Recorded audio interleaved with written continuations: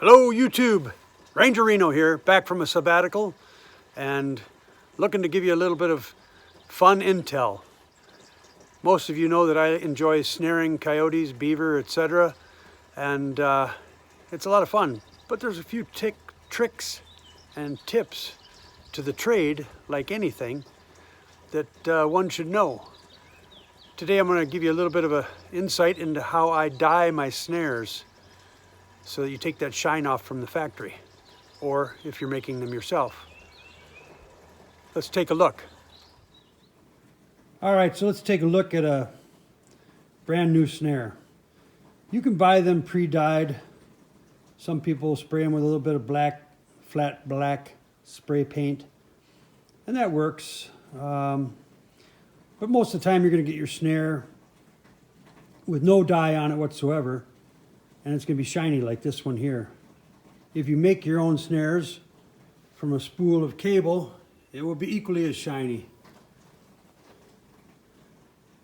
That's not really what you want in order to catch the animals you're after, like coyote, beaver, and coon. Let's take a look at one that's been through the dyeing process. Now here's one that I've dyed, and you can see it's a much duller finish, a little bit of a brownish, blackish hue to it. Definitely much easier to camouflage in order to be able to deceive that animal, get them in that snare, and increase your productivity. It's a very simple process using the black walnut hulls. A little bit of water, and maybe, like I say, your choice of either oak leaves or pine needles to bring that acidic effect into play.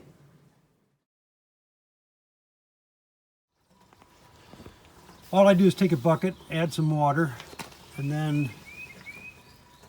black walnuts with the hulls and the skin on, and the actual nut in play as well.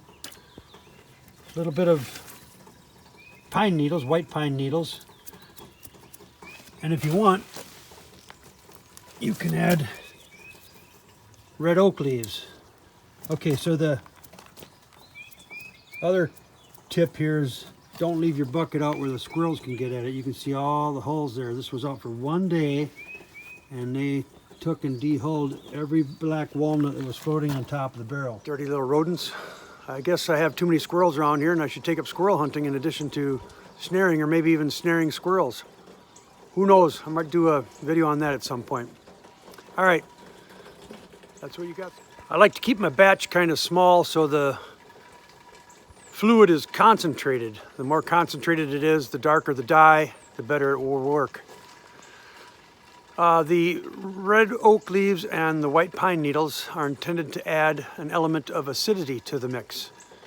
Acidity so it etches the cable so that the dye can adhere to the cable more effectively. I use 3/32 7x7 aircraft cable, and it comes, as you had seen, very, very shiny. Like any sort of metal. It's almost acting like a primer when that white pine needle and red oak leaf acid etches the steel so that the dye can grab hold of it more effectively. So it's pretty straightforward, easy to do, simple thing to do in the off season. Anybody that's got black walnuts growing in their yard in the city usually wants to get rid of the nuts, so you can get them from anybody because they are a nuisance in regard to just leaf litter type of effect to those people who own them, and not good to hit with a lawnmower. You can roll your ankle on them, etc. So if you can find the black walnut in the city, anybody there is generally going to give you those nuts and beg you to take them. Actually, you can find black walnuts growing alongside the road and pick them up and utilize them that way.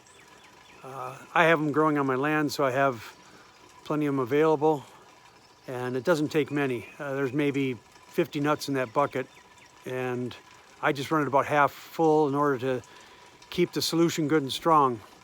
And like I say, I can use it over and over and over, so once I put them in, leave them in. All right, well, good luck snaring out there. I hope you enjoyed the tips and tricks from Ranger Reno. Remember, live life large, live it to the full, but keep it simple. Over and out, YouTube.